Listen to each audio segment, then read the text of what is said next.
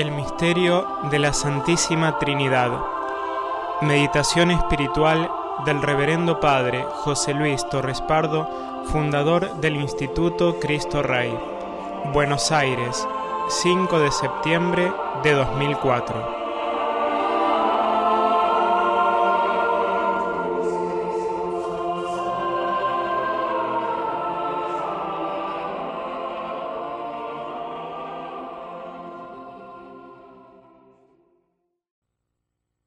Vamos a hacer, amados hermanos, queridos hijos e hijas, una meditación, la más hermosa de todas, la que a mí más me gusta de todas y que es, en definitiva, el fundamento de nuestra fe. Una meditación, digamos, un poco atrevida sobre el misterio de la Santísima Trinidad.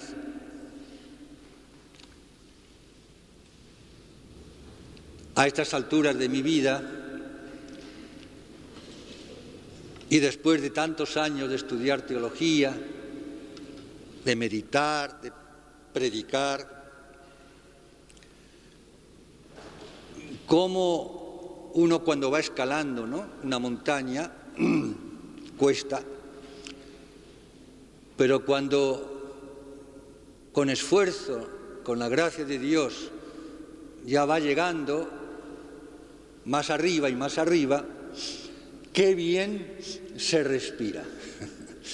Y qué panorama tan fantástico, tan fantástico. No hay palabras. En el Salmo 41, el autor sagrado pone en boca de un justo enfermo, perseguido, en una situación crítica, dolorosa, estas palabras que a mí siempre me gustaron mucho, pero las saco de este contexto para ponerlas o para gustarlas, profundizarlas, ante este misterio tremendo, terrible y fascinante que es la Santísima Trinidad. Y dice el Salmo: un abismo llama a otro abismo, con el estruendo de cataratas de un mar embravecido, cuyas olas y las crestas de las olas me pasan por encima, me inundan, se me viene encima, ¿no? Qué bien dicho está, ¿no? Un abismo llama a otro abismo. La Trinidad es el abismo de todos los abismos. Son tres abismos, un modo de decir porque no hay palabras. Lo que es inefable, lo que es maravilloso, la sorpresa más sorprendente de todas las sorpresas, la maravilla de todas las maravillas. Y necesitaremos, no nos bastará una eternidad para contemplar, adorar y bailar y cantar esto que de un Dios en tres personas. Uno se queda como embobado. ¿Cómo puede ser eso? Nunca lo sabremos cómo puede ser, pero sabemos que es eso, y entonces es algo fantástico. Y lamentablemente, hasta incluso cuando estudiábamos y estudiamos teología, pero me refiero ahora a años pasados, incluso cuando todavía estaba en el colegio, católico, por supuesto, todo muy bueno, pero nos quedaba como una especie de jeroglífico, algo frío, la Trinidad, como algo que en la práctica, como dijo este pobre desgraciado, digo, Immanuel Kant, el filósofo alemán, dice: el que Dios sea uno o que sea trino, para nosotros es exactamente lo mismo. Esta es la mayor barbaridad que yo he escuchado en la historia de la filosofía. Es lo mismo. Es lo mismo. Un Dios como el Dios de las religiones monoteístas. 3, concretamente: el judaísmo, el islam y el cristianismo. Un solo Dios. Pero un solo Dios, solo, es decir, solitario. Se nos decía a veces, una comparación, que Dios se conoce a sí mismo y como es infinitamente bueno, se ama, y que eso era el misterio de la Trinidad. Eso no es el misterio de la Trinidad. Hay 3 personas, no una. Más aún, 3 personas realmente distintas. Más aún, infinitamente distintas. ¿Qué está diciendo, Padre? ¿Qué está diciendo? Sí, infinitamente distintas. Y sin embargo, es un solo Dios, un solo ser simplicísimo. Es un Dios que es, no que vive en, que es familia. Un Padre, un Hijo y el amor de ambos, que es el Espíritu Santo. Una cosa sensacional. Como dicen ahora, y aquí sí que la palabra queda cortísima, algo espectacular. Espectacular. Qué distinto, ¿no? Los paganos, los filósofos, llegaron a un conocimiento de Dios solamente a través de la razón natural. Claro. Al contemplar el cosmos, la creación, pensaban, y es verdad, tiene que haber alguien que lo ha hecho. Y ese alguien lo llamamos divinidad. O divinidades politeístas, dioses. San Pablo llega recién convertido, ¿no?, al Areópago de Atenas a dar una plática, y se rieron de él al final. Y él decía, y comenzó así: atenienses, veo que sois muy religiosos, porque al llegar a este lugar, orgullo de la Grecia, ¿no?, cuna de la sabiduría humana, he visto y he contemplado a vuestros dioses y a vuestras diosas, estatuas de mármol o de piedra enormes, Venus, Júpiter, Marte, Baco. Veo que sois sumamente religiosos, pero he visto también, les dice San Pablo,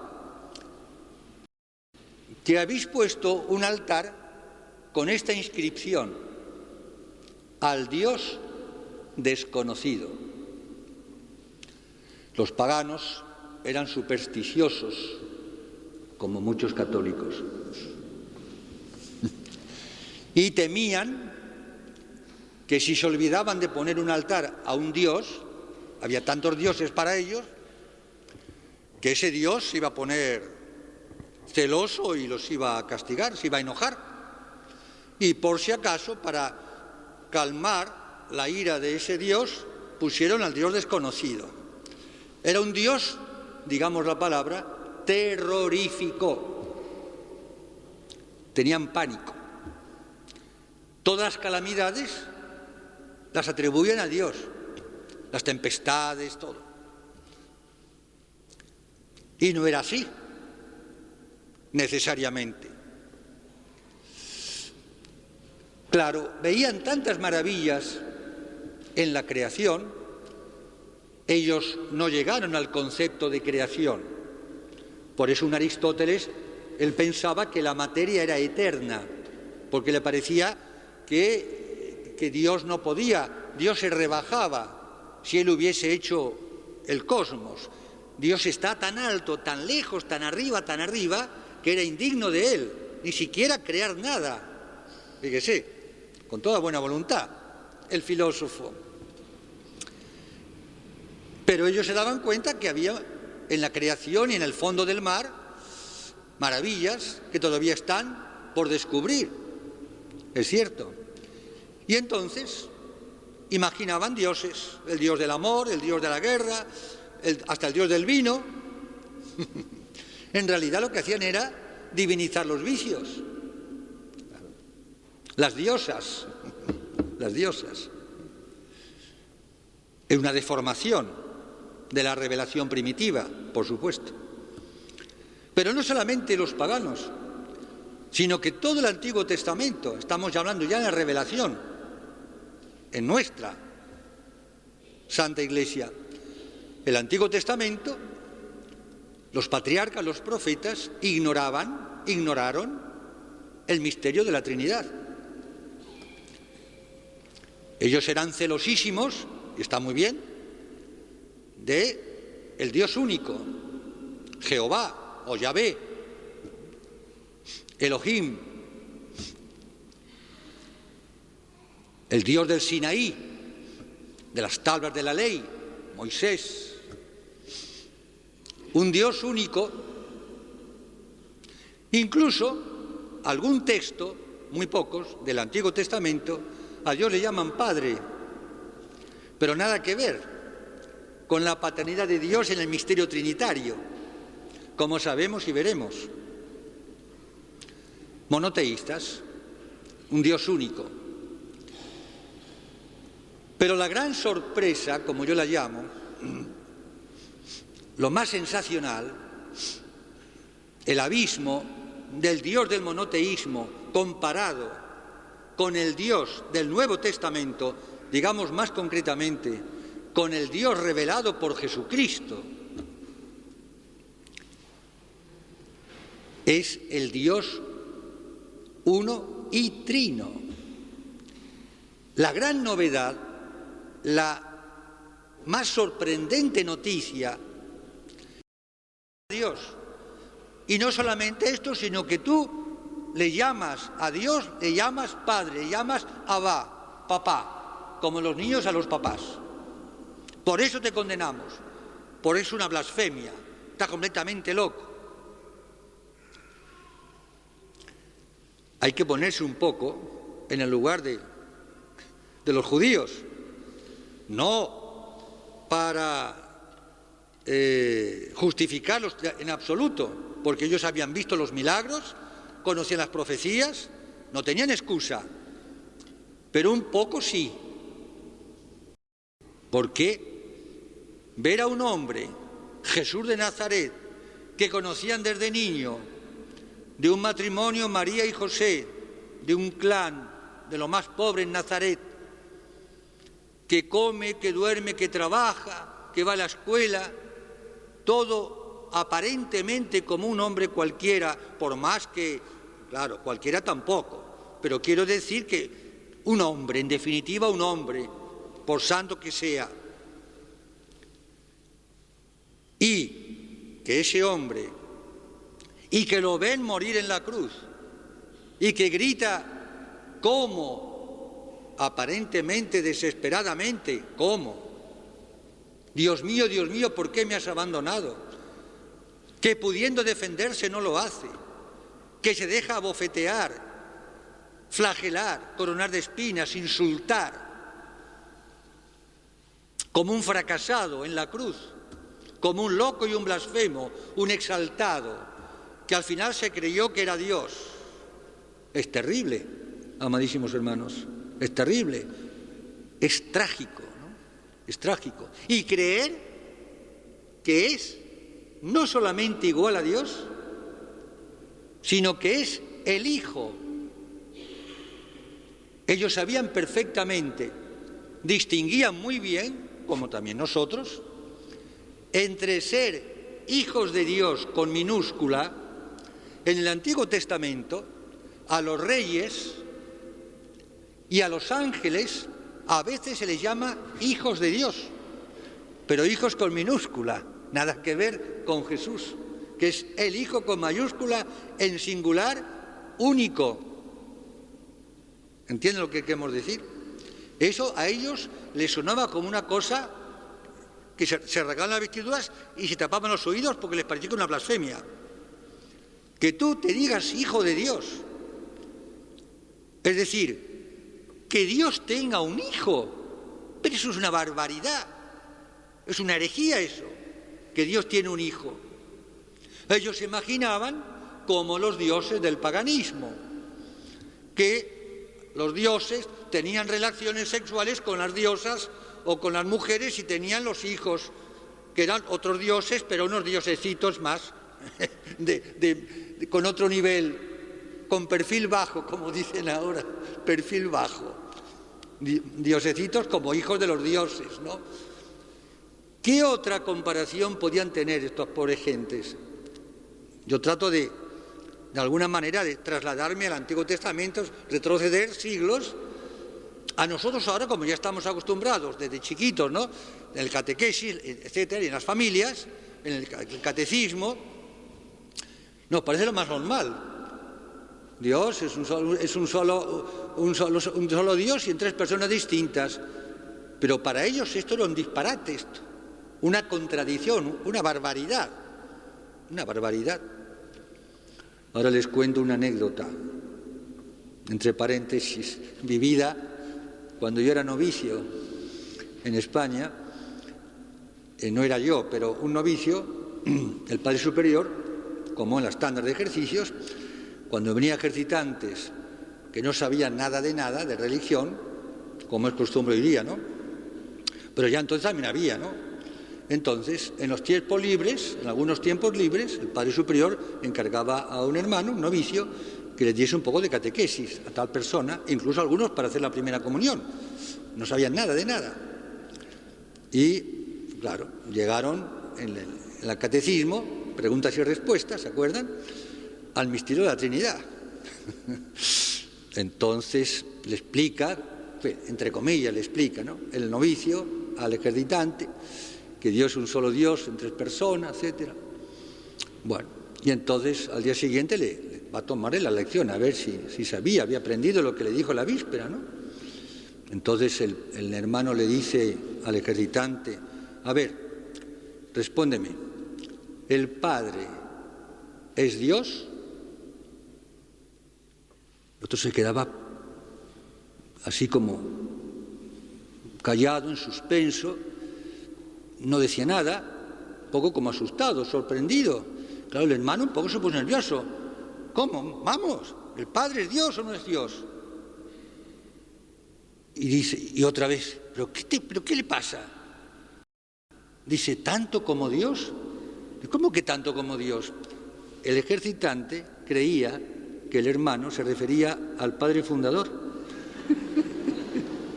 El Padre Fundador de la congregación en la cual yo pertenecía, ¿no?, que yo conocía. Y claro, decía, tanto como Dios, decía él, pero no, porque allí le llaman el Padre, como a mí me llaman el Padre en Roldán o en Quí, ¿no? El Padre. A mí no me gustan que me digan fundador, me digan el Padre, ya está. Sí, pero hombre, pero no, Dios, no el Padre. Bueno, Pues algo así, me imagino yo, les tuvo que pasar a los antiguos, cuando Jesús revela el misterio trinitario. Pero no solamente es que Dios tenía un hijo. San Juan, cuando escribe el cuarto Evangelio, lo hace sobre todo con una intención muy particular para salir al paso de una de las primerísimas herejías, la gnosis. Gnosis, en griego es conocimiento, pero conocimiento meramente humano, hoy diríamos como esotérico, de las sectas, que se creían una élite, los maestros, que tenían un conocimiento especial de la divinidad y que no lo podía entender el pueblo, que ellos subestimaban, el pueblo, pero ellos sí. Ellos entendían menos que el pueblo, o igual, tampoco lo entendían. La gnosis, es decir, en otras palabras, negar la divinidad de Cristo. Negar la divinidad de Cristo. El misterio trinitario y el misterio de la encarnación no se pueden separar, no se confunden, pero no se pueden separar. Claro. ¿Por qué? Porque quien se encarna en el seno virginal inmaculado de María, la Virgen, fue solamente la segunda persona, el Hijo, no el Padre ni el Espíritu Santo. Si no es por la fe, si no es por la Santa Madre Iglesia, ¿qué estamos hablando aquí? ¿Qué estoy diciendo yo? Ahí está el mérito del acto de fe. El Dios, como se le ha llamado, de los filósofos, conocido por la sola razón natural del paganismo, y el Dios de los cristianos, el verdadero Dios de la revelación divina, que comienza no en el Sinaí, mucho antes, comienza la revelación con mayúscula de Dios, comienza en el paraíso, en la creación del mundo y de Adán y Eva, nuestros primeros padres. Ahí empieza la revelación, en la creación. Y la luz de la revelación divina va aumentando progresivamente, increscendo a lo largo y a lo ancho de todo el Antiguo Testamento y culmina en Jesucristo, en el Mesías prometido, cuando llega ya, por así decirlo, se encarna de la Virgen en este mundo. Es Jesús, en definitiva, el que nos revela de una manera ya clara no quiere decir comprensible, sino quiere decir el misterio tal como es, que Él es el Hijo de Dios y llama Abba, Padre, a Dios. Más aún, quiere que nosotros también, como hijos con minúscula, adoptivos, de adopción, también lo llamemos Padre a Dios, papá, porque es verdad. Pero hay una diferencia siempre infinita entre la filiación en Jesucristo, el Hijo, y la filiación nuestra a partir del bautismo. Pero cuidado, porque cuando hablamos de filiación adoptiva, somos hijos adoptivos de Dios. Esta palabra adoptivo no es exacta. Lo que pasa es que la Iglesia no ha encontrado otra. ¿Por qué no es exacta? Por la sencilla razón de que nuestra filiación, la nuestra, como hijos de Dios, comparada con la de un hijo adoptivo en un matrimonio que adopta un hijo, pero que no es hijo biológico, sino adoptado, la diferencia es enorme en favor de nuestra filiación respecto de Dios. Es infinitamente superior a una mera adopción que, en definitiva, un hijo o hijos adoptivos, por más que sean buenos y se les quiera como hijos biológicos, el tema no es este, pero en definitiva, digo, es un aspecto jurídico. Es decir, lo tenemos en casa como si fuese nuestro hijo de nuestras entrañas, no siéndolo. Nosotros no somos hijos de Dios así, como si. Llamamos a Dios Padre como si fuese nuestro Padre. De ninguna manera. Es nuestro Padre. Y es nuestro Padre en Cristo. Por eso Jesús, cuando los apóstoles le dicen, Señor, los discípulos de Juan el Bautista saben rezar y nosotros no tenemos una oración. ¿Por qué no nos enseñas una oración? Enséñanos a rezar. Jesús improvisa, entre comillas, la oración del Padre Nuestro. La primera palabra que le sale a la boca del corazón, Abba, papá.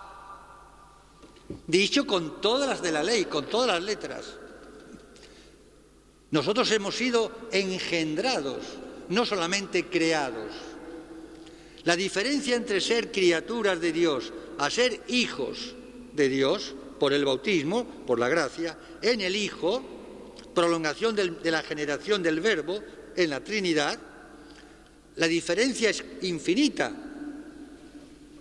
Por eso San Juan, que era el más jovencito, como sabemos, de los apóstoles, y el que, como más joven, ocupaba el lugar más cercano al corazón de Jesús, en el cenáculo, como en la última cena, que se recuesta en el corazón, en el pecho de Jesús, como la mamá que pone al más chiquito o la más chiquita de la familia a su lado, ¿verdad? Tenerlo al lado.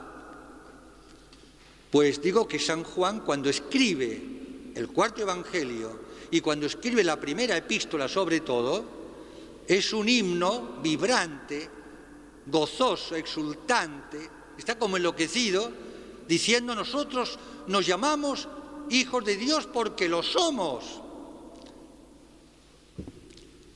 Y os lo decimos para que vuestra alegría y nuestra alegría sea colmada, rebosante, para compartir esta alegría con la cual no se compara ninguna otra, que ser hijos de Dios, es lo más grande que se puede ser. Si no fuese por la fe, sería una blasfemia, sería una herejía, sería una locura, sería una barbaridad, sería un despropósito. Pero Dios lo ha querido así. Pero no solamente Dios tenía un hijo, su hijo, paréntesis, fijaos, en los evangelios, la voz del Padre, de la primera persona, solamente aparece, se escucha 3 veces, nada más, en toda la vida de Jesús. En el Jordán, comienzo de la vida pública, tú eres mi hijo, este es mi hijo, muy amado, en el cual tengo puestas todas mis complacencias, mi hijo, con singular y con mayúscula, mi posesivo, mi hijo, que yo he engendrado desde toda la eternidad. Como dice el Salmo número 2 de David, tú eres mi hijo, yo te he engendrado hoy. Te he engendrado hoy, porque para Dios no hay ni pasado ni futuro. Dios es un hoy eterno permanente. La generación inefable en el seno mismo del Padre.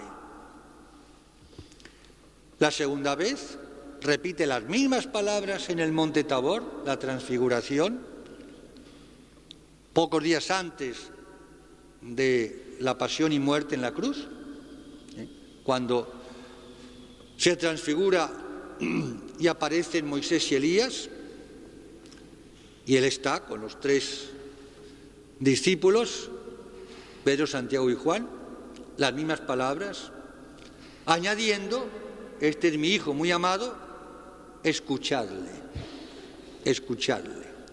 Lo mismo que la Santísima Virgen en Caná de Galilea, haced lo que Él os diga. Y ahora que digo estas palabras, me acuerdo, no sé en qué libro, sobre la Santísima Virgen, que el autor toma estas palabras de la Virgen a los invitados en el banquete de Caná, haced lo que Él os diga, y se lo dice él a la Santísima Virgen. Virgen Santísima, haced lo que Él os diga, sálvame, sálvame, sé madre conmigo, y aunque mi amor te olvidare, tú no te olvides de mí. Haced lo que Él os diga. Muy hermoso. Y la tercera vez que se oye la palabra del Padre es ya el Día de Ramos, prácticamente en la entrada solemne en Jerusalén, cuando Jesús dice esas palabras que resumen toda su vida: Padre, glorifica a tu Hijo, para que tu Hijo te glorifique a ti. Y la voz del Padre que le contesta: lo he glorificado y lo volveré a glorificar. Y la gente, dice el Evangelio de San Juan, asustada, creía que era un trueno. Otros decían: le ha hablado un ángel. Estaban asustados. La voz del Padre resonó como un trueno. Yo, cuando hay tormenta, siempre me acuerdo de este episodio del Evangelio, ¿no? Claro. Es decir, Jesús viene a este mundo para salvarnos, por supuesto, pero yo diría, pero antes que nada, la salvación, antes que nada, es la filiación, para hacernos hijos en Él, con Él y por Él, del mismo Padre Dios. Viene Jesús para recuperar, digámoslo así, la filiación perdida por el género humano por culpa de nuestros primeros padres, pecado original, que fue un pecado contra la paternidad de Dios. No solamente fue un pecado de terrible y gravísima desobediencia, comiendo del árbol prohibido en el paraíso, Eva seducida por la serpiente y Adán seducido por Eva. El enojo de Dios los echa del paraíso, los perdona pero los echa pero los perdona, y les promete el Redentor. Todo el Antiguo Testamento vive de esta nostalgia, de esta expectación del Salvador, hasta que llega Jesús, el Mesías, nuestro Rey Divino. Jesús viene, pues, a recuperar, repito, para todos y cada uno de los bautizados, nuestra filiación de hijos de Dios que habíamos perdido, como dirá San Pablo, en Adán. En Adán, dice San Pablo, todos pecamos. Pero yo no existía, no tiene nada que ver, pero existía Adán, el primer Adán. Y por culpa de él nacemos con esta herencia del pecado original, y que a pesar de que se borra por el bautismo, sin embargo, la secuela queda. Y la secuela de las secuelas es la muerte. Pero Jesús viene, no sé cómo decirlo, a dar vuelta a todo. Es decir, hasta incluso la misma muerte, que es lo más terrorífico para nosotros. Tenemos el instinto de conservación y nos aterra pensar que tenemos que morir. La vida se pasa volando y, sin embargo, la muerte de Jesús fue ante todo y sobre todo, mejor dicho, fue una muerte, en una sola palabra está dicho todo, filial. En Jesús todo fue, era y debía y tenía que ser filial. Jesús es el Hijo de Dios, hecho hombre.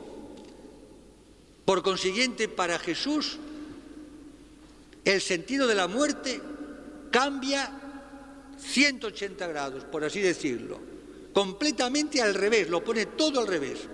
Es decir, la muerte es el supremo acto de amor a su Padre. Él lo dijo también en el Evangelio: no hay amor más grande que el que da la vida por sus amigos. Y Jesús se abandona en los brazos de su Padre. Fue su última palabra en la cruz: Padre, en tus manos encomiendo mi espíritu. Se entrega en los brazos del Padre. No olvidemos que Jesús es el Redentor y que carga sobre sus hombros, sobre sus espaldas divinas y humanas, todos los pecados del mundo habidos y por haber hasta el fin de los tiempos. Los pecados del mundo lo aplastaron. Todos habéis visto la película La Pasión, ¿no?, de Mel Gibson. Se quedó corto, porque fue mucho más terrible de lo que en una película se puede eso representar. Se quedó corto. Terrible. Justamente porque Dios es un Padre, es el Padre infinitamente bueno, amoroso, ofenderle consciente, reiteradamente, obstinadamente, desobedeciéndole sin pedirle perdón, eso es tan grave, es tan monstruoso, que eso merece no un infierno, 1000 infiernos. San Ignacio, nuestro San Ignacio, querido, en los ejercicios espirituales, en el coloquio de misericordia de la primera semana, él dice, exclamación con admiración, cómo Dios me ha tolerado, cómo Dios me ha tenido paciencia, cómo Dios me ha sacado del mal camino y cómo la tierra no se ha abierto en una vivencia del mismo San Ignacio, que en el mundo fue un pecador, como tantos santos, pero un gran convertido que tiene plenísima conciencia de lo que es el pecado y lo que ofendió a Dios, y él dice, mirándose a sí mismo, y lo escribe en los ejercicios, cómo la tierra no se ha abierto para tragarme, dice él, creando 1000 infiernos, no un infierno, le parece poco. Y la gente no entiende porque no tiene fe. Yo digo más, no entiende porque no sabe lo que es amar. No sabe lo que es el amor. El amor es terrible. Lo dice la esposa de los Cantares. El amor es fuerte como la muerte. El amor es imparable. El amor es todo o nada. Por eso, o cielo o infierno. Por eso Dios no puede soportar los términos medios. Lo vamos a ver ahora enseguida en el Santo Evangelio que toca hoy. Prepárense a escuchar el Evangelio, sin descuento ni rebajas. El amor es terrible. La gente no sabe lo que es el amor y las exigencias del amor.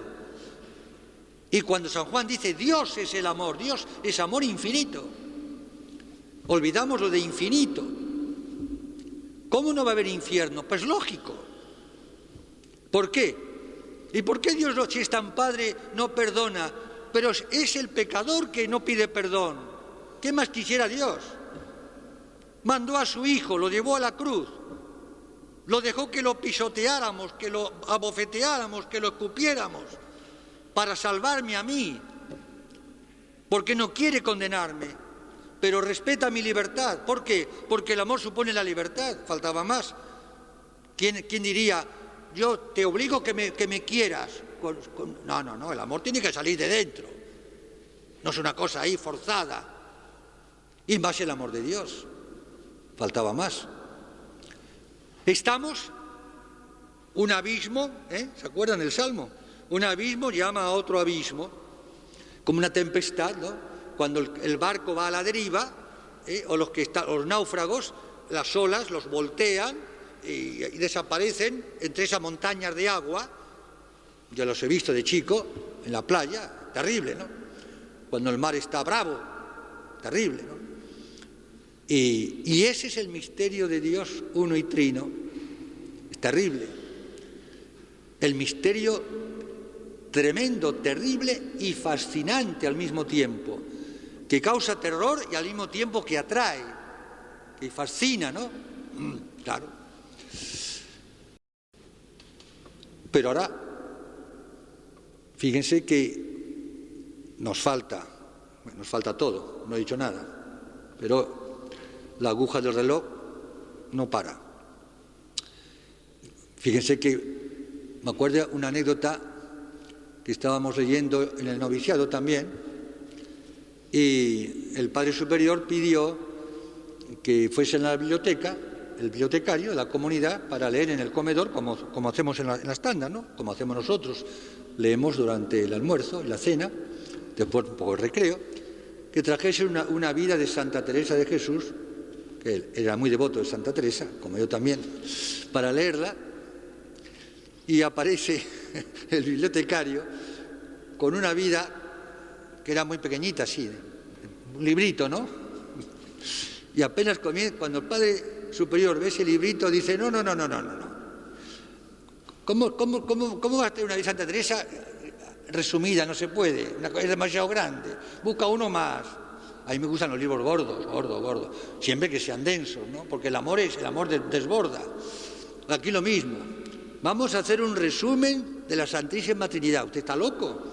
Un resumen, una síntesis. No tenemos tiempo.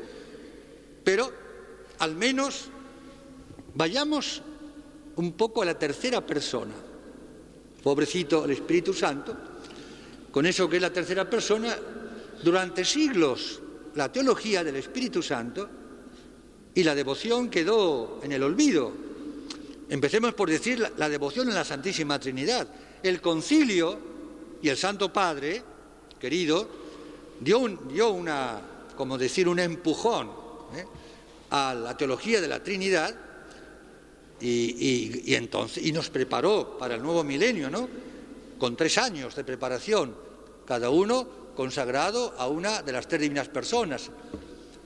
Aún así, hay que reconocer, y yo cuando miro en mi juventud, la verdad que digo, un poco, diría, guardada toda desproporción, y pido perdón por el ejemplo que voy a decir, San Agustín, el gran San Agustín, convertido ya, no era ningún niño, cuando dice esas palabras en sus confesiones tan conocidas: «Oh belleza tan antigua y tan nueva, tarde te amé».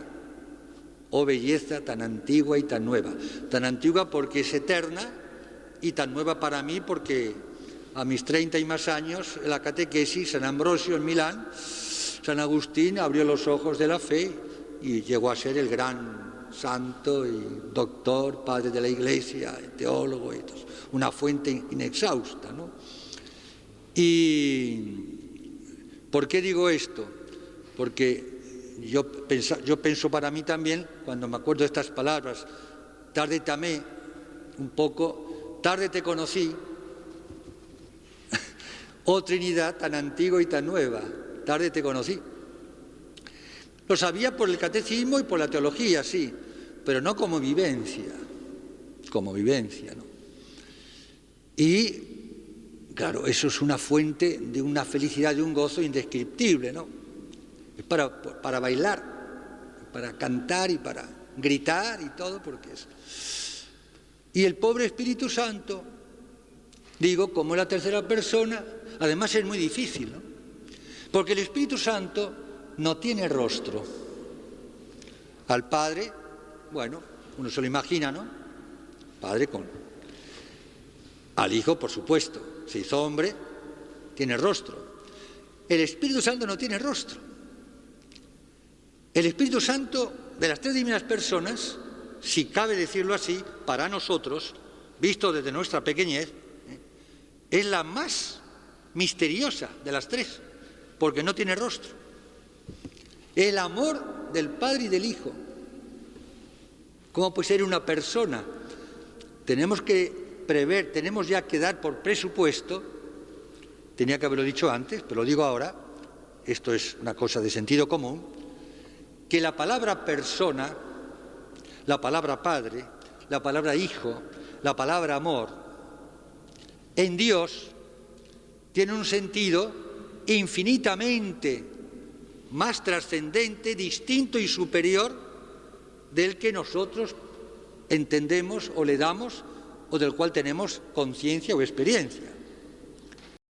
La palabra Padre aplicado a Dios, la primera persona, hay una distancia infinita entre esa paternidad en Dios y esa paternidad participada parte, una partecita en toda paternidad y en toda maternidad. San Pablo también lo dice, que de Dios procede toda paternidad y toda maternidad. El Santo Padre en un discurso dijo: Dios es Padre, más aún Madre. Como también ha dicho Juan Pablo I, en Dios no hay sexo. De modo que es verdad. Y no solamente es verdad, sino que, lo digo solamente de paso, porque ahora no tengo tiempo, pero un símbolo que es más que símbolo, digamos no símbolo, digamos misterio, pero palpable, cercano y entrañable para los humanos, que es la maternidad de la mujer, una mujer embarazada, para el que tiene una fe fuerte, pura, como debe ser la fe, ve el reflejo del misterio trinitario, porque el seno de la Santísima Trinidad, si me perdonan la comparación, porque no hay vocabulario, el vientre de la Trinidad, en donde el Padre engendra en el Espíritu Santo amor eternamente al Hijo de sus entrañas. Las entrañas es el Espíritu Santo, son el Espíritu Santo. Es la matriz trinitaria. Una cosa fantástica, fantástica, ¿no? Ahora, cuando uno piensa, pasa la página, en el aborto, me dan ganas no sé de qué. Es terrible. No tienen conciencia de lo que es eso, ¿no? El aborto es un pecado, no hay palabras, contra la Santísima Trinidad. ¿Entienden lo que quiero decir? Contra la vida. Y el Espíritu Santo es la vida, que es el amor. El amor en el cual, el amor personificado, hipostasiado. De ahí nuestra dificultad. Yo no me puedo imaginar al amor como una persona. A un padre o un hijo sí, pero el amor no. Y sin embargo, como digo más de una vez, y perdonad a los que ya me lo han escuchado tantas veces, pero a mí me encanta, porque yo disfruto predicando. Aunque no haya nadie, yo predicaría solo. Me encanta, ¿no? Si una mamá o un papá, pero la mamá es más propio de la madre, los padres no se pongan celosos, no soy feminista ni machista, los dos igual. Tanto la paternidad como la maternidad vienen de las entrañas de la Trinidad, que es el Espíritu Santo. Bueno, pues si una mamá a su chiquito le dice: ven amor que te voy a vestir, vení amor que ya está la merienda, ven amor. Si un enamorado le llama a su amada, no amada, sino amor, y viceversa, fíjense que en el Cantar de los Cantares, la Sulamita, la esposa del príncipe, que es Jesucristo, el Hijo de Dios, lo llama amor, no amado, sino amor. Es lo mismo, es lo mismo. Como decía Jesús ayer, como les contaba, ¿no?, en la película esta italiana, cuando la Virgen estaba toda preocupada: es que yo creo, me parece que yo te amo más a ti que a Dios, hijo mío. Y Jesús le dice: pero es lo mismo, madre, es lo mismo, si yo soy Dios. Bueno, entonces digo, ¿no?, si yo llamo amor a una persona de carne y hueso, mi hijo, mi esposa, mi marido, quien sea, mi padre, mi madre, seres queridos, íntimos, si yo llamo amor a una persona, ¿por qué no una persona puede ser el amor? Es decir, el Espíritu Santo que es el amor, ¿por qué el amor no puede ser persona? Si yo a una persona le llamo amor. Con esto no explico el misterio, pobre de mí, ya lo sé.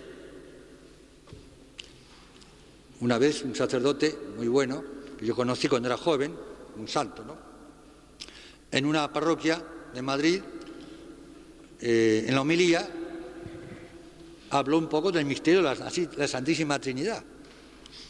Y claro, yo lo conocía y el sacerdote realmente lo vivía, ¿no? Y a la salida, un amigo mío, ya falleció, que después fue religioso y también es sacerdote, ¿no? Me contaba que fue enseguida a este padre, cuando terminó la misa, para besarle la mano y para fin darle las gracias, y le dijo, estaba entusiasmado con la homilía, le dice: padre, dice, es la primera vez en mi vida, escuchándole a usted, que he entendido lo del misterio de la Santísima Trinidad. Y el padre, el sacerdote, se larga a reír, dice: pero hijo mío, no digas barbaridades, si lo has entendido es que yo he dicho un disparate, porque no se puede entender, es un misterio. ¿Ha entendido? ¿Ven? El Espíritu Santo, ¿cómo puede ser persona? Y lo es. El Espíritu Santo es el amor, pero hipostasiado. Hipóstasis significa persona en griego. Tan persona, tan eterna, tan igual como el Padre y el Hijo. Es decir, el Padre eternamente está engendrando en el Espíritu Santo. No es que el Espíritu Santo sea antes que el Hijo. El Espíritu Santo no es ni antes ni después que el Hijo. Porque muchos creen que cuando decimos en el credo, en el catecismo, nuestra fe católica, que el Espíritu Santo procede del Padre y del Hijo, ¿no? Pensamos que es después. Primero es el Padre, después el Hijo y luego viene el Espíritu Santo. No es así. El Padre engendra al Hijo y el Hijo eternamente siendo engendrado, están aspirando los dos el mismo amor que los distingue y los une. La gran paradoja de las paradojas. Hemos dicho que las personas divinas son infinitamente distintas y sin embargo son un solo ser, una sola esencia simplicísima.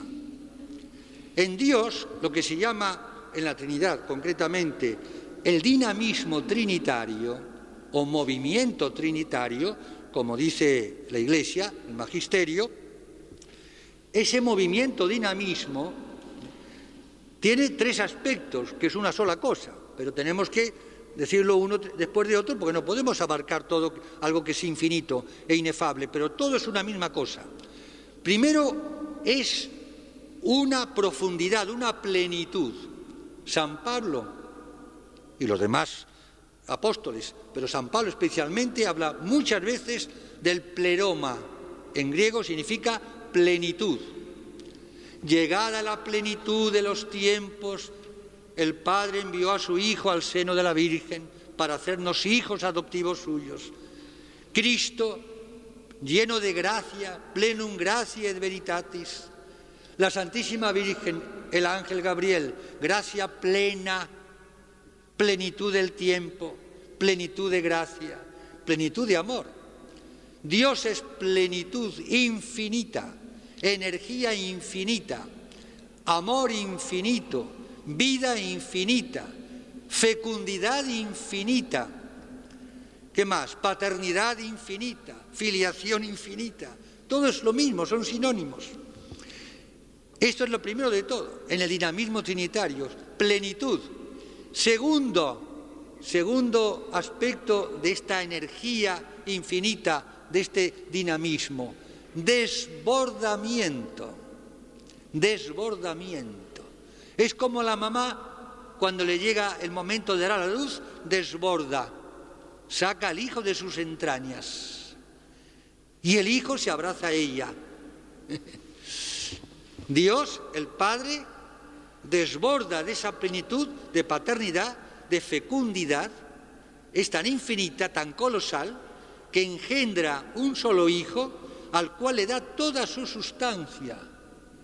Cuando hablamos de sustancia, por favor, no imaginen nada material, es que no hay otras palabras, toda su esencia, espíritu puro, infinitamente más real que lo que tocamos con las manos, la materia. Desbordamiento, es el Hijo. Y al mismo tiempo, en latín, simultáneamente, en que el Padre está engendrando eternamente al Hijo, de toda la eternidad, porque el Hijo no empezó a nacer como el hijo de la mamá, que un día nace, no, o el día que lo concibe, no, es eterno, es una cosa insólita, única, es una cosa divina, es el misterio, el abismo. Pues al mismo tiempo que engendra al Hijo desbordando el Padre todo en el Hijo simultáneamente siente el tercer movimiento, la atracción hacia el Padre. Como el Hijo siente la atracción hacia la mamá y se agarra a ella una vez que la mamá lo ha sacado fuera de su seno. ¿Me explico? Bueno, entonces lo digo muy mal, porque no se puede explicar, pero a alguna idea nos hacemos. El tercer aspecto, que es simultáneo con la plenitud, el desbordamiento y la atracción, el Hijo, porque no hay tiempo, al mismo tiempo que tampoco lo puedo decir la palabra tiempo, no hay manera, no hay vocabulario, siendo engendrado eternamente, el Padre lo está atrayendo infinitamente a Él. Por eso Jesús dice en el Evangelio: ¿no sabéis que yo estoy en el Padre y el Padre está en mí? Jesús no dice que yo soy el Padre, es una barbaridad. Jesús no es el Padre es el Padre y el Hijo es el Hijo. Yo estoy en el Padre y el Padre está en mí. El Padre engendra al Hijo en su entraña. Es como una mamá, no hay otra comparación, que nunca sacase al Hijo fuera de su vientre. Pero la comparación es raquítica, siempre. ¿Por qué? Porque el Hijo es tan eterno y tan infinito y tan importante como el Padre. Y ahora, atención con esto, con el Espíritu Santo. Y entonces el Espíritu Santo está calladito ahí, porque, por ejemplo, Jesús en San Juan dice: en esto consiste la vida eterna, que te conozcan a ti, Padre, y a quien enviaste a tu Hijo. Punto. Y uno dice: bueno, ¿y el Espíritu Santo? Pobrecito. El Espíritu Santo está siempre, eternamente, engendrando. Es la generación. Cuando San Agustín dice que en la Trinidad hay uno que ama, el amante, ese es el Padre. Segundo, el amado, ese es el Hijo, el Verbo. Y el amor, en el cual el Padre engendra al Hijo y el Hijo es atraído irresistiblemente y nunca deja el seno del Padre, el seno, la matriz, la entraña, el vientre, es el mismo Espíritu Santo. El Padre es el que engendra, el Hijo es el engendrado, genitus, primogénito, unigénito. ¿Y el Espíritu Santo qué es? Es la generación. La generación. No tiene rostro. El Espíritu Santo no es el principio en la Trinidad. El principio es el Padre, pero no en el tiempo, ni en importancia, sino en el sentido de que el Padre no es engendrado, ni es expirado. En cambio, el Hijo es engendrado por el Padre. El Espíritu Santo es producido, entre comillas, viene del mismo principio que es el Padre y el Hijo, pero el Espíritu Santo no es engendrado. No es que el Espíritu Santo sea el Hijo del Padre y el Hijo, son disparates.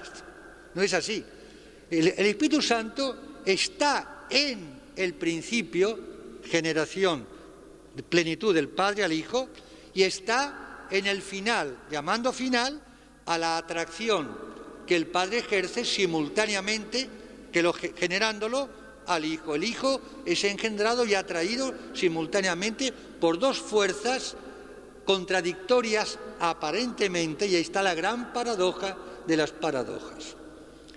En el mismo amor en que el Padre engendra al Hijo y por consiguiente lo saca de su seno, pero no visiblemente, no realmente, sino lo engendra en su mismo seno, el Hijo es atraído irresistiblemente por el mismo Espíritu Santo, siendo uno con el Padre. El Padre y yo somos uno, dice Jesús, somos una sola cosa. Ese uno es el Espíritu Santo.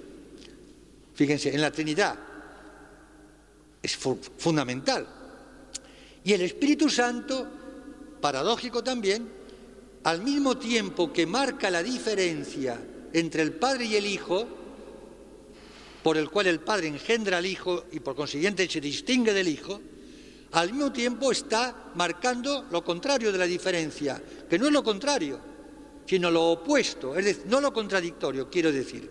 Es decir, que el Padre y el Hijo son uno, está marcando la unidad indisoluble, la fusión, por así decirlo.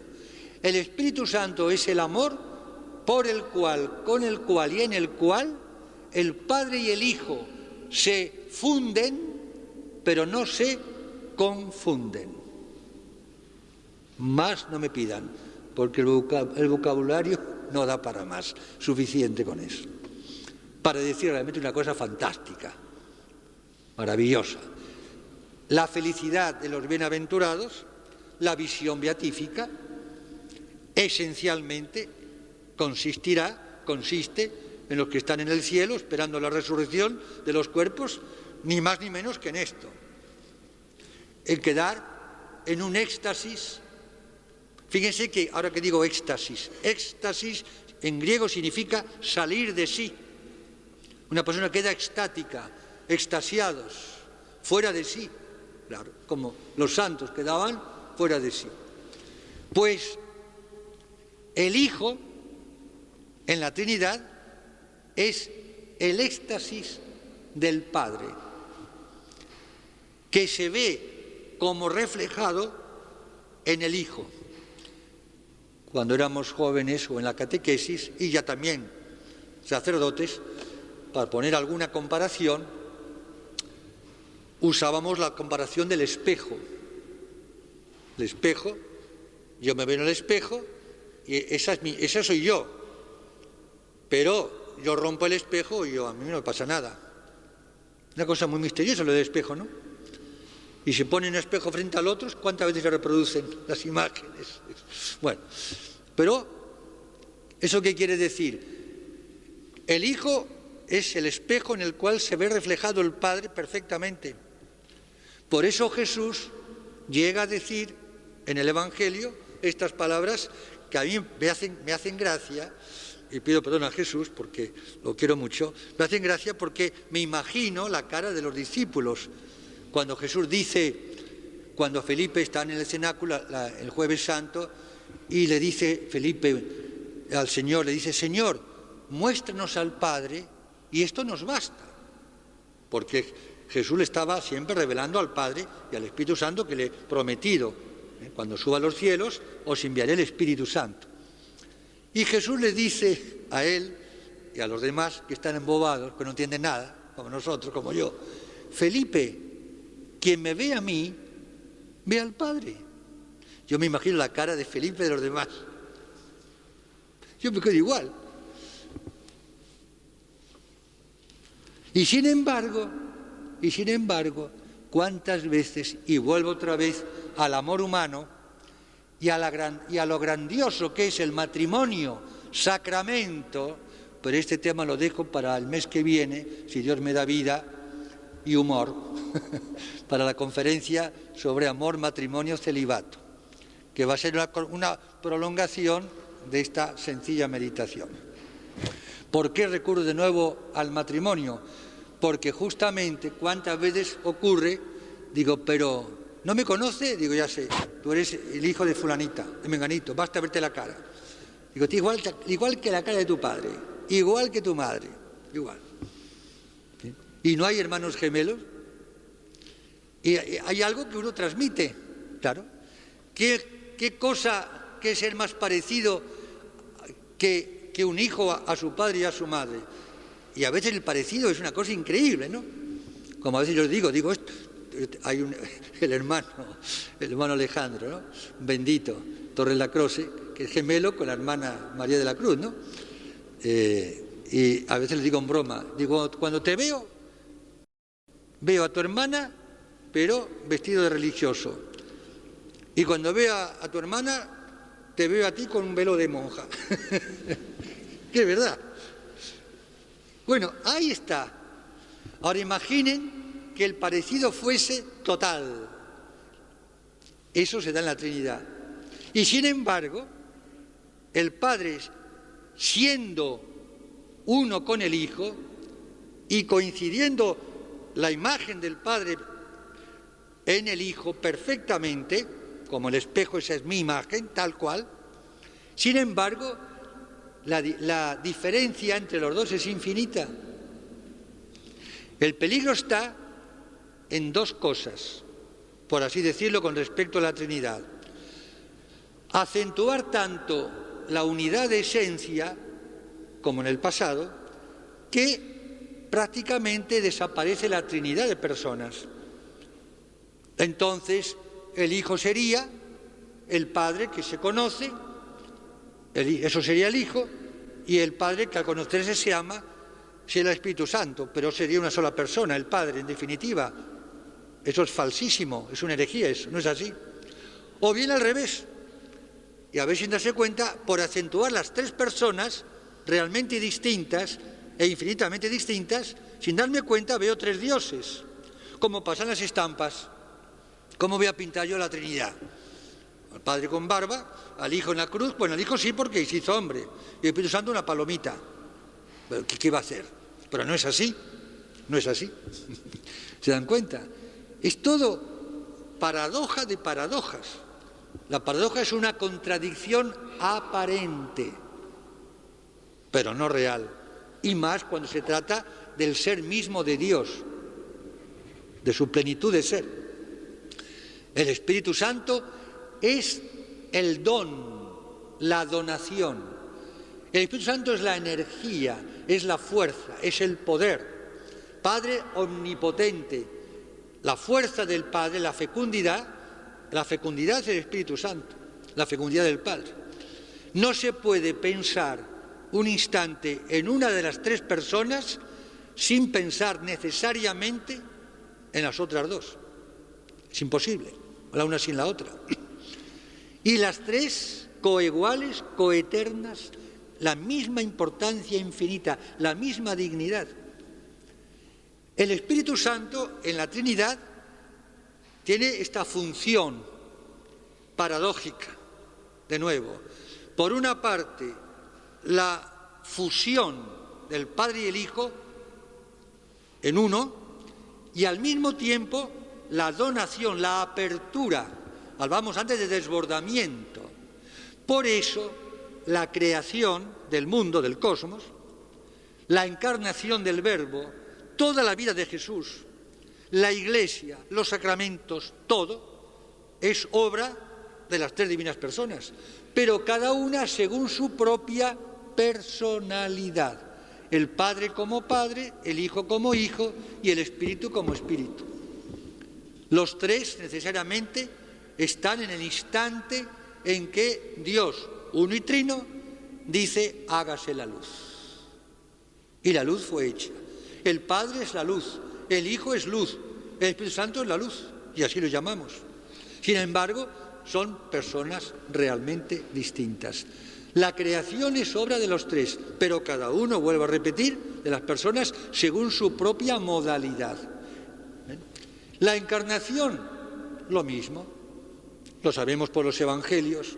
¿Qué le dice el ángel a la Virgen Santísima en la Anunciación? El Espíritu Santo vendrá sobre ti. La sombra del misterio trinitario, el Espíritu Santo, ¿no?, te cubrirá con su sombra. Y lo que nacerá de ti será llamado Santo, el Hijo de Dios. Te cubrirá con su sombra. El Espíritu Santo es como la sombra de la Trinidad, del misterio, el misterio. Ahora fijaos, ya te estamos terminando. ¿Cuál es, por así decirlo en una palabra, la raíz de todos los males de la decadencia moral, política, social, del derrumbe de la familia, de la crisis sacerdotal, etcétera, etcétera, de nuestra querida Argentina de hoy y de la Europa que es horripilante, peor todavía? La raíz es justamente esto, que hemos desterrado a la Santísima Trinidad. Es decir, hemos perdido de esta manera, al perder de vista la Trinidad, que es la base, la clave, el primer y el último porqué y para qué de todo, hemos perdido de vista el misterio de Dios, uno y trino. Y entonces, el hombre, la mujer, si no es reflejo, imagen y semejanza del Dios uno y trino, es decir, del misterio, ¿qué queda de un hombre, de una mujer, por más cualidades humanas que puedan tener y tengan? Si yo no veo la imagen de Dios, ¿qué queda? Queda, digamos la palabra, lo animal, género, un masculino, femenino, lo animal. Si no es imagen de Dios, ¿qué queda? El cuerpo. Y entonces nos convertimos en objetos que se manipulan, que se explotan, etcétera, etcétera, etcétera. Y todas las aberraciones de nuestro gobierno y de los gobiernos de turno, de antes y después, y lo que vendrán, si Dios no se apiada de nosotros, cuanto antes, y en Europa ya ni hablemos. Ya ni la ley natural. Quedamos reducidos a animales, nada más.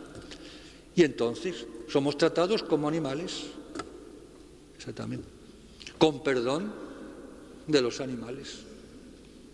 Claro, pobrecitos, los animales en los circos, pobrecitos. No, nos hagan sufrir a los animales. Los jubilados sí, los animales no. La aberración, la inmundicia, el caos. Una democracia contra natura. ¿Saben lo que es contra natura? Es decir, contra la esencia misma del ser humano, hijos de Dios. Si yo no veo en los demás hijos de Dios, del mismo Padre, ¿cómo va a haber fraternidad? Amor, ni siquiera humano. Hay un egoísmo feroz, egoísmo. Y así estamos. Unos pocos se llenan los bolsillos y los demás esperando la muerte, porque le han quitado uno hasta la esperanza ya, por así decirlo, ¿no? Fíjense si es grave la situación, y si el misterio trinitario no nos da la clave, la única clave de todo. ¿Se acuerdan de ese famoso eslogan de la Revolución Francesa? Libertad, igualdad y fraternidad. Liberté, égalité, fraternité. Cuentos chinos, mentirosos, tramposos, canallas. ¿Y sabéis por qué? Porque fraternidad la han puesto en el tercer lugar. Hasta que no pongamos fraternidad en primer lugar, no habrá ni libertad ni igualdad. Habrá libertad para unos pocos privilegiados y habrá igualdad para esos pocos privilegiados a costa de los demás. ¿Es así o no es así? Claro, no nos amamos como hermanos. Y no nos amamos como hermanos porque no tenemos padre, somos huérfanos. No tenemos padre, no hay Trinidad, no hay Dios. Y no tenemos madre, la Virgen Santísima para muchos, como si no existiera. Entonces somos huérfanos y entonces nos matamos y nos mordemos unos a otros. Y el pez gordo se come al chico, ya se sabe, la ley del más fuerte. Porque ahora ya no existe, como en otros tiempos, la fuerza del derecho, sino el derecho de la fuerza. El que tiene la plata y el poder ese tiene todos los derechos. Y tienen la cara dura de hablar de derechos humanos. Derechos humanos, ¿te parece?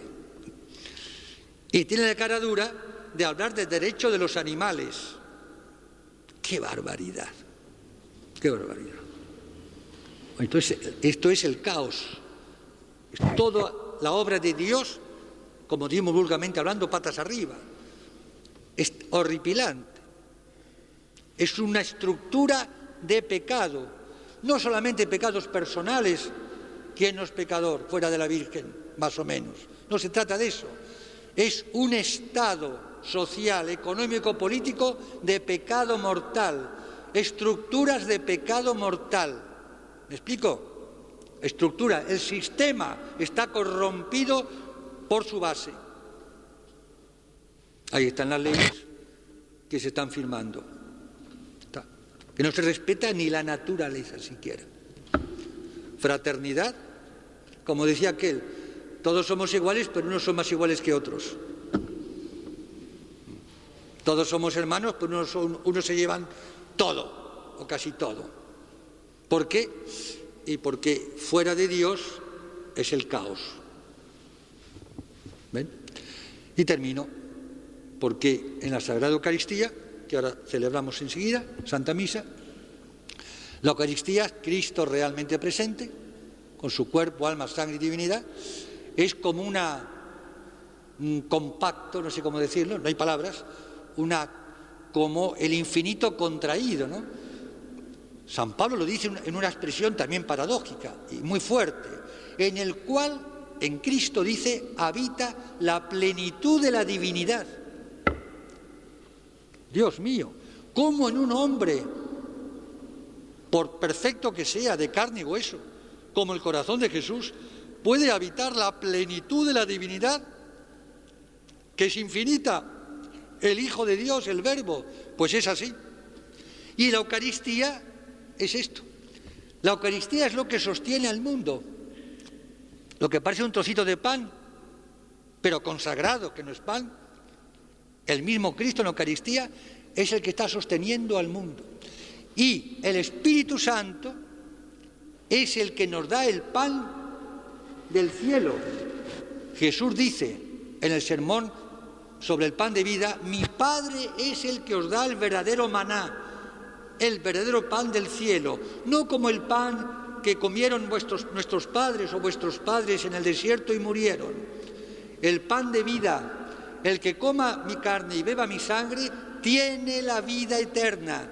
No tendrá, tiene ya la vida eterna. Yo lo resucitaré en el último día.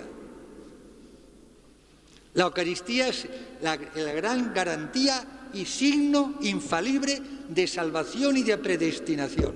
Cuando yo comulgo en las debidas condiciones, ya tengo la semilla de la eternidad. Por eso la muerte no tiene ninguna importancia. Cristo se muere de risa con la muerte, por así decirlo. Y San Pablo también, en la Carta a los Romanos. ¿Dónde está, oh muerte, tu victoria? ¿Dónde está, oh muerte, tu aguijón? ¿Qué muerte? Al tercer día resucitó, como había dicho. Yo resucitaré y os volveré a ver y os llevaré conmigo y nadie os podrá quitar mi alegría, para que donde yo estoy en el cielo con mi Padre, estéis también vosotros por toda la eternidad. La Eucaristía.